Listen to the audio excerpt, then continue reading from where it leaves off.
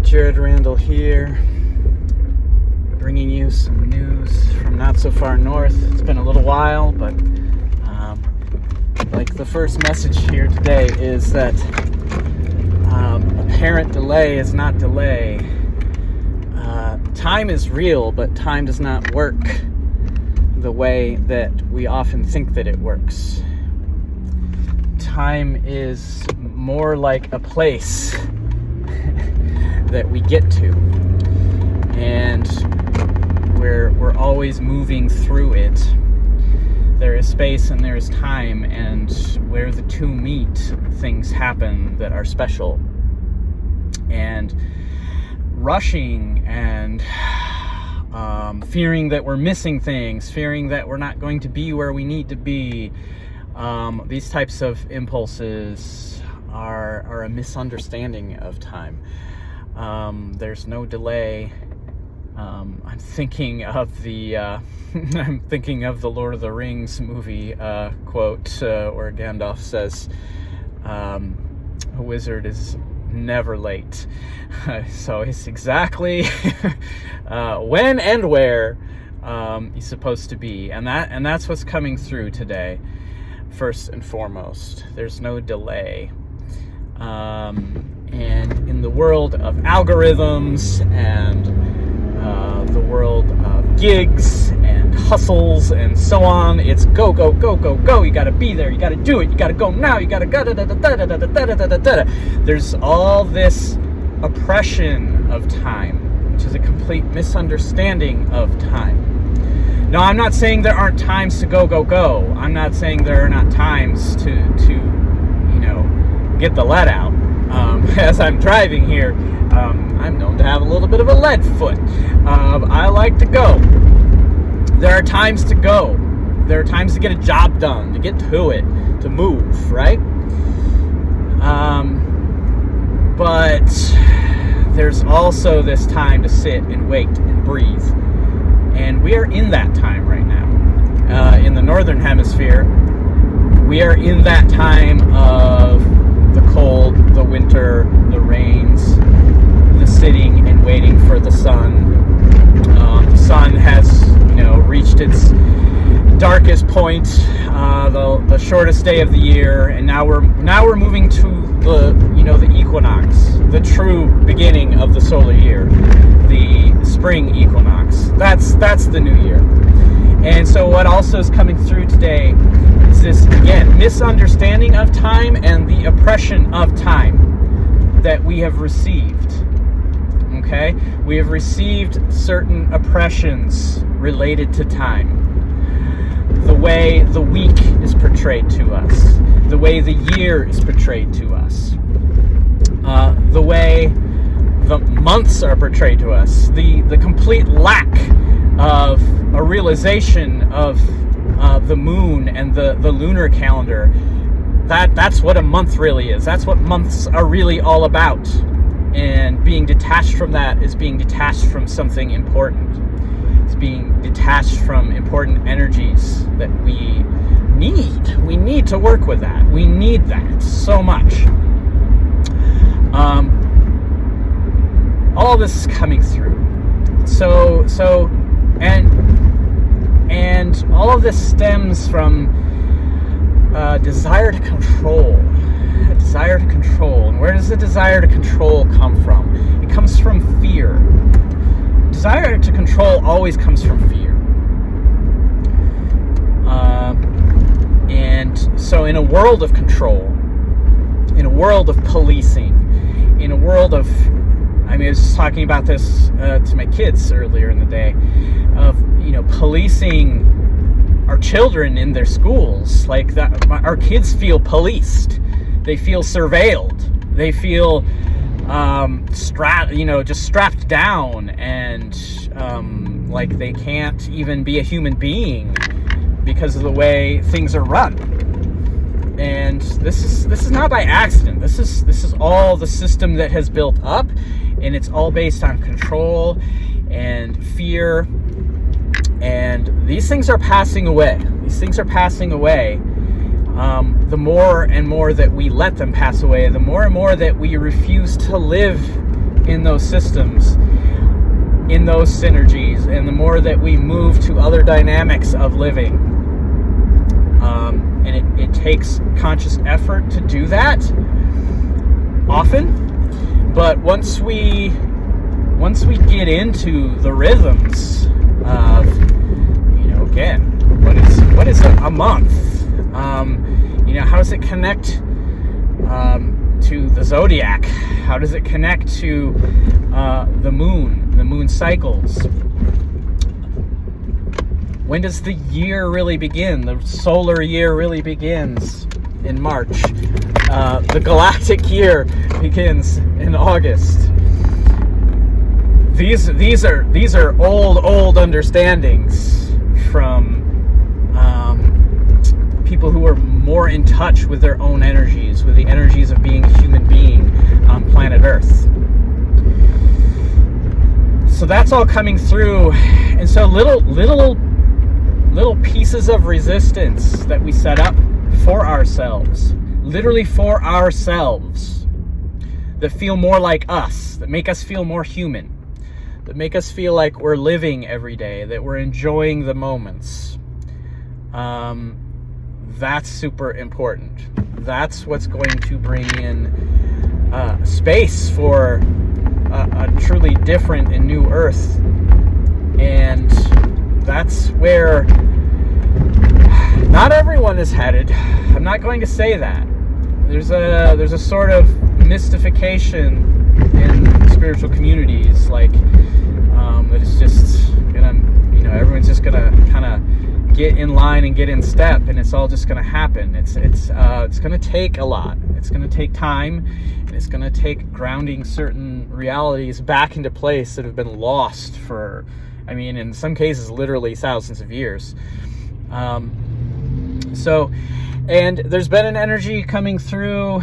It is the Christ consciousness energy, and is specifically, and there are many figures that partake of that consciousness. It is not just Jesus, okay? But there is a specific Jesus element coming through, and it is an element of they don't get me. Especially the church people, and I don't care if this offends people. I really don't care. Especially the church people. The type of people, for instance, who would be aghast at, say, me muttering Jesus under my breath when something goes wrong or something happens. The way I grew up, that was like cursing, as taking the Lord's name in vain. That's not from Jesus. That whole idea, that whole way of looking at that, and that isn't the way the Christ consciousness thinks. It's exactly the opposite. Exactly the opposite. The real Jesus would get a chuckle out of that. The real Jesus would think it's funny that, in 2025, I might be driving around and, somebody does something stupid on the road and I mutter Jesus under my breath. There's a different consciousness, and that consciousness wants to be tapped into. That consciousness wants to be reborn. And that is, that's the meaning of the Christmas story, right, of the Bible, is Jesus is a rebirth. It's not just a birth, but a rebirth. And there is an old Catholic Christian understanding of that goes further back than Christianity, right? It goes back into, what gets labeled pagan and therefore demonized, religions of the rebirth of the year, where, again, the darkest night, the shortest day, it's all related to that, the rebirth of the sun. And it's again, it's not so much about the new year, it's about the solstices and the equinoxes, and those old patterns of life that when we connect to them, they give us things, they give us energy, they impart knowledge, they impart wisdom, they help us to settle ourselves, they help us to calm ourselves, they help us to just be in the places where we are. So seeking out the sun, and then that's really hard to do. Like sometimes, like where I'm at, it has been very cloudy. Every little tiny bit of sunshine that comes through, I'm like just soaking it up when I can. But you know, when it's like that, that's also the time when we, more than during the summertime when the nights are long, right? We sit by the flames. We build a fire in the fireplace. We, you know, light our candles and we sit by the flames and we nurture those flames, because we know the flame is coming back. We know the sun is coming back. We know the sunshine is coming back, and we need that. There's something in us that needs that hopefulness to look for that, and that recognition that we carry the flame. We carry the flame inside of us. The flame that, you know, lights up the sun is the same flame that we have inside of us. We are of that flame. Literally our bodies are entangled with the sunshine.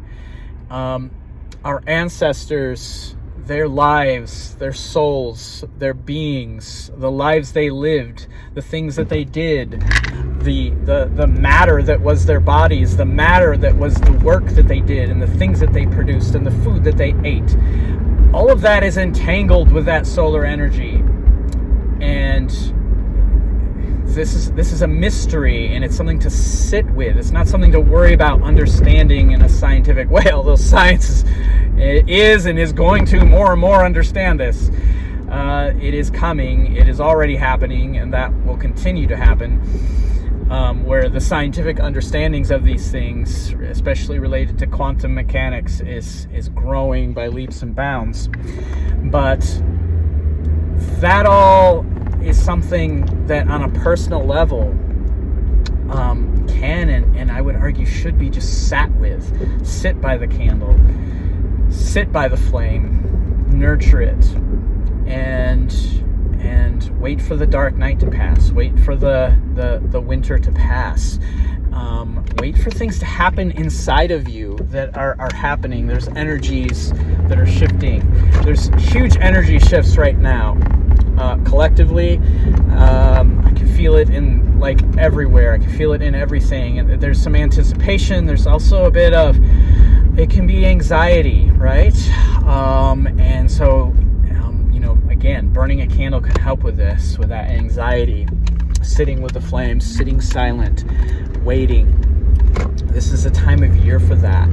A time of year for just resting, with just being okay with just being and resting, and not always having to do, not always having to be doing something, but just being is really important, really coming through right now. And yeah, so that's a lot of what's coming through right now. You know, there's going to be, I think, a lot more coming through as we get into this year. I've got some things brewing. They've been brewing for a long time. Again, if you've got things that have been brewing and you feel like, oh, I haven't done this, I haven't gotten to that, everything happens in its time, and we can hurt our own progress towards things by New Year's resolutions. Oh, I haven't been doing anything that I was supposed to be doing. I'm going to do it all now, and then we just wear ourselves out, and we don't stick with things. When sometimes what we actually need is to draw back and sit and not do. This is the exact opposite, right, of what the industrialized society tells you, right? Now's the time to be frantic. We want frantic people in January of every year. No, we do not want frantic people in January of every year. It's the exact opposite of what we want. Okay? And you know, again, this gets related a lot to, if you really want to think about the year in terms of the sort of month cycles, I don't look so much towards the months themselves, but to the zodiac. Each sign of the zodiac has its own energy. And so, you know, we've moved from the Sagittarius into the Capricorn, and the Capricorn is the devil energy, and that's what it gets called a lot, and it gets brought out a lot, and it gets related to this like perversion of the figure of Satan, which is completely falsely mystified and wrong. It's like completely been manufactured, the way the sort of Christian understanding of Satan and other religious understandings of Satan. It's not that old. It's a very recent thing in the world. Instead, that energy is about sitting and understanding the chords that bind, and also that those chords are something you're connected to that allow you to create. And what chords do I want to be bound with so that I can create certain things? And then what chords do I need to release so that I can instead create other things, that because I'm bound to this chord, I can't move in that direction, right? That's where I'm going. So it's time to be reflective of that. And it's the figure of the goat, and the goat is free, right? Like the goat is this picture of sure-footedness, not of devilry, right? The goat is a picture of sure-footedness, of confidence, of leaping around on the cliffs and the rocks and going wherever, literally wherever the hell that goat wants to go, it goes. And it eats what it wants to eat. It can eat a lot of different things and process a lot of different things and make use of all that. That's the goat energy. It's not a bad thing. It's not an evil thing. It's a necessary thing. It's a helpful thing. There's always the shadow side. Yes, what binds us, right? And you know, I always do go back to the devil's in the details. The devil's in the details. And so it's a time to think about the details of all that, right? Not to get bogged down in those details, but to sit with them, to reflect on them, to feel those energies, and then to make choices for yourself. And does that maybe lead to something like a New Year's resolution? Maybe, but it doesn't have to, right? It really doesn't have to. It's better if it more organically builds you, and you keep building, right? Instead of this, and I tend to talk about this every time, this time of year, every year. Instead of this, oh, I have to be a completely different person, I have to make all these changes. That's not healthy. That is not healthy human being. That is very unhealthy human being. That causes a lot of people to go out and spend money on things. Imagine that. That maybe we don't need to spend money on. Instead of going out and spending money just to do that, I just purchased some things at a thrift store, so I'm not judging, because there I'm sitting with things that I've been growing into and realizing, oh, I need this, right? And doing that in a cost-efficient way, in a thrifty way, because that's who I am, and that's how I want to create in my world.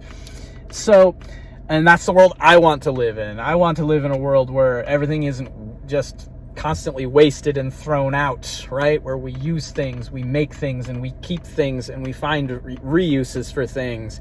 Like that's the world more and more that I trust we are headed towards. That is the energy that's coming in. So, anyway, I think that's about it right now. It feels like this energy is slowing to a trickle. It's just coming in the last thing. I'm not anti-Jesus.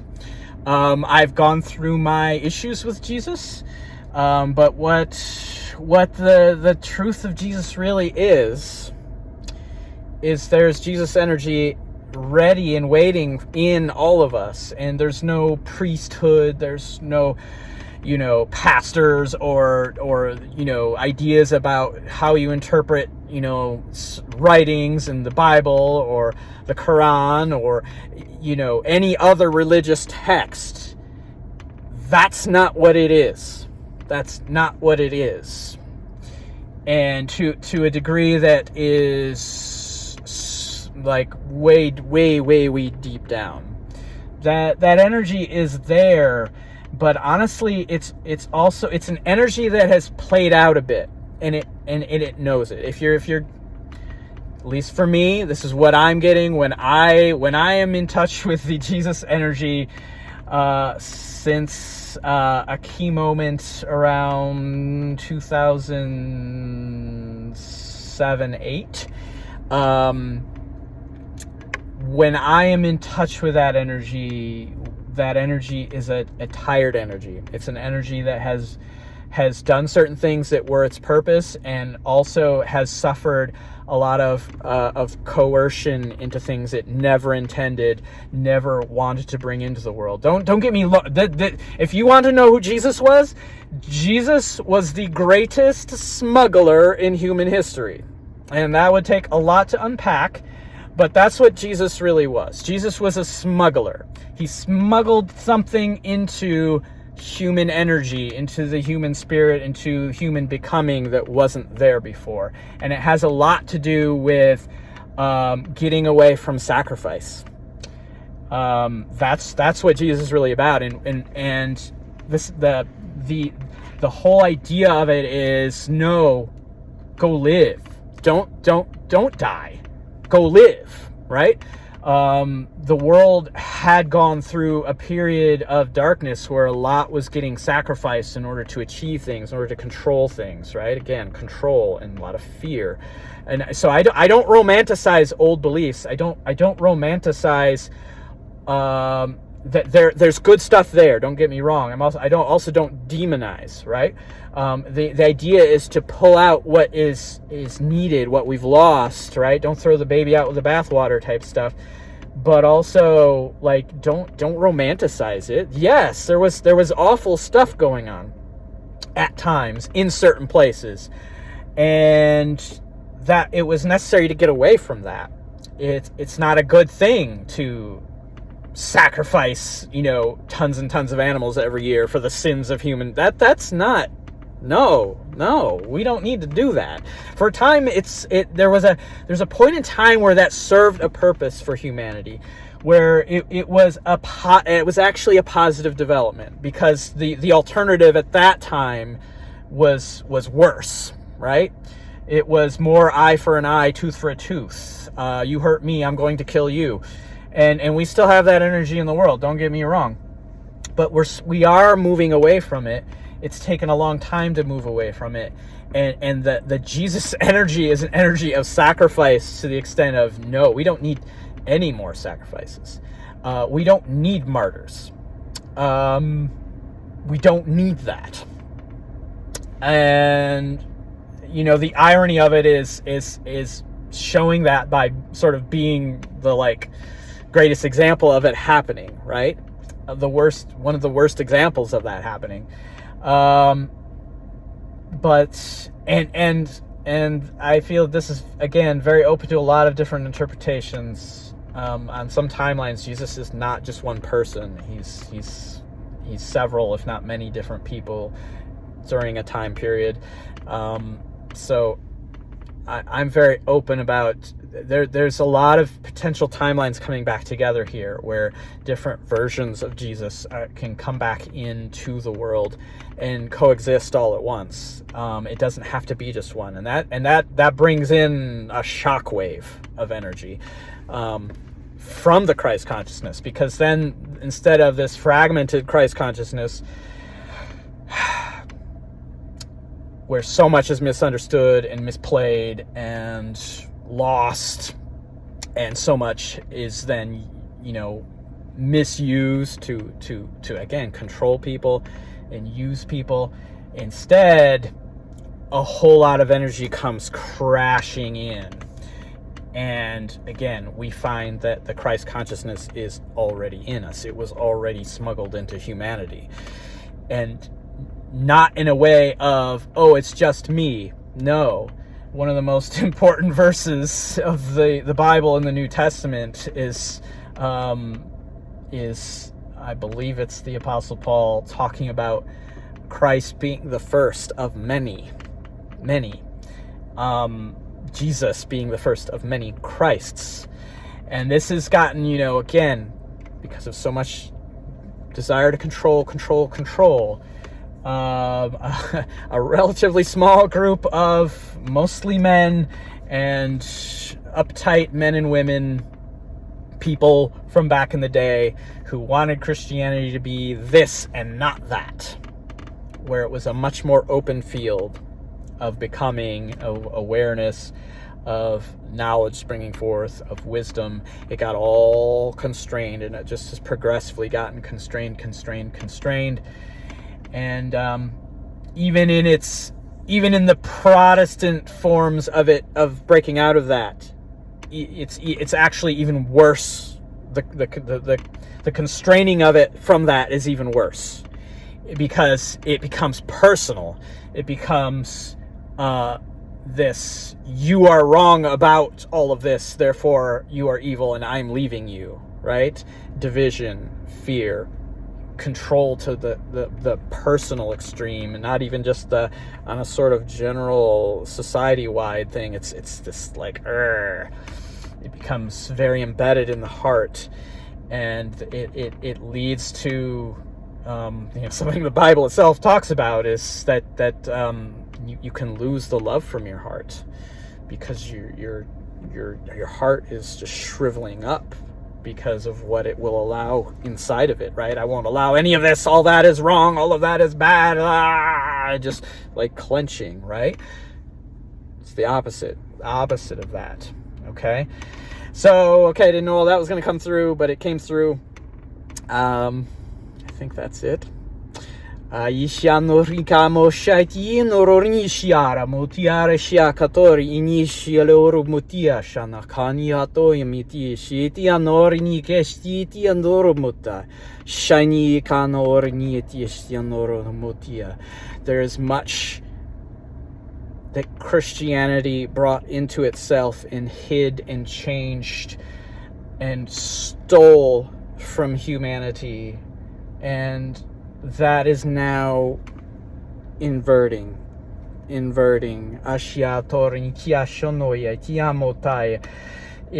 is ready to explode back out. And what does that look like? Well, it looks like a lot of people getting back to, again, old ways and traditions, but not just picking them up and romanticizing them as if everything was good there, but instead being mindful and conscious of it, of going, okay, what is this? How is it good for me? What there was not good? What are we going to build? How are we going to use this to build? And it's a different future, a future where there's a lot of variety.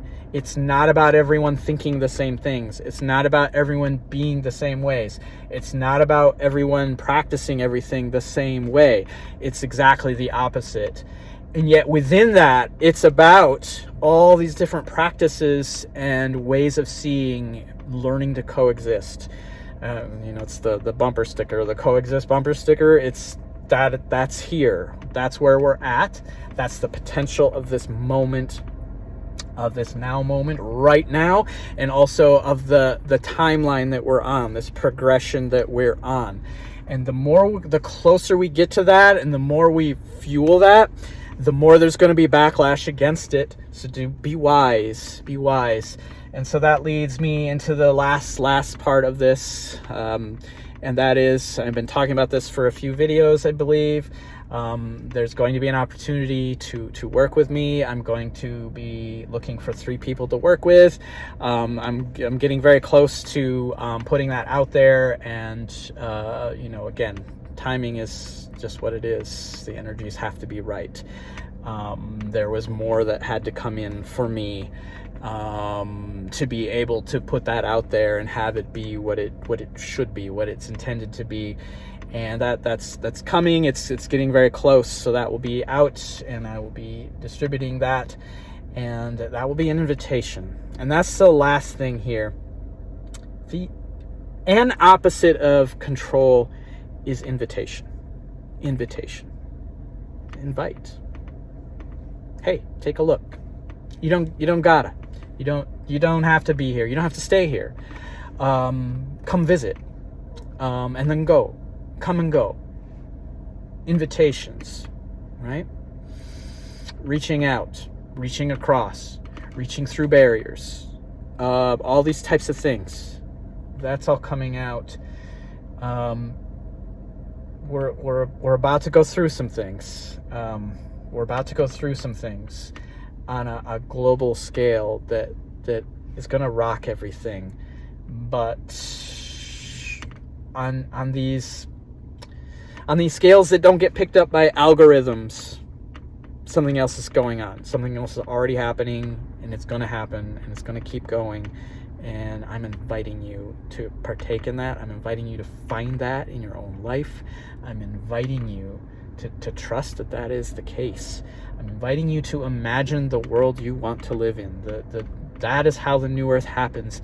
It happens because we imagine it and we move towards it individually, and then we allow for everyone else's individual vision of that new earth to exist with our version of it, not trying to control other people's versions of it, not trying to harness it, not trying to monetize it.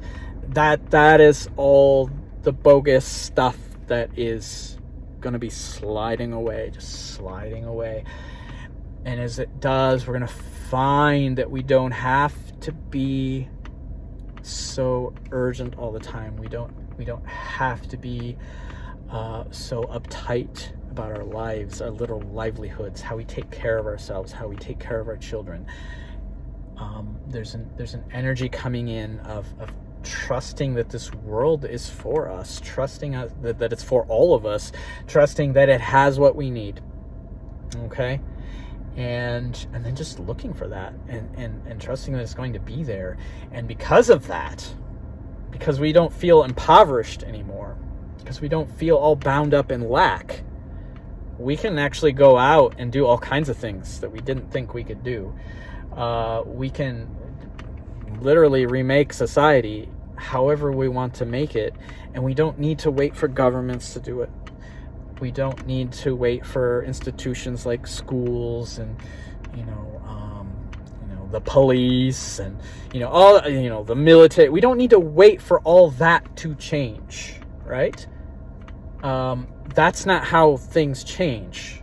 Things change because we all decide we're going to live in a different world, and we each of us figure out what that means for us. And we're going to find there's a lot of overlap. It's just going to happen, and this is important. This is important. The crossing of these lines is important. That's how it is, right? That's how it is. Okay? So go forward with that. Leaving you so much love, inviting peace into your lives, and however you think of the year, whether it's the new year or the new year has not yet happened, all that peace, and sending you all the light you can stand right now.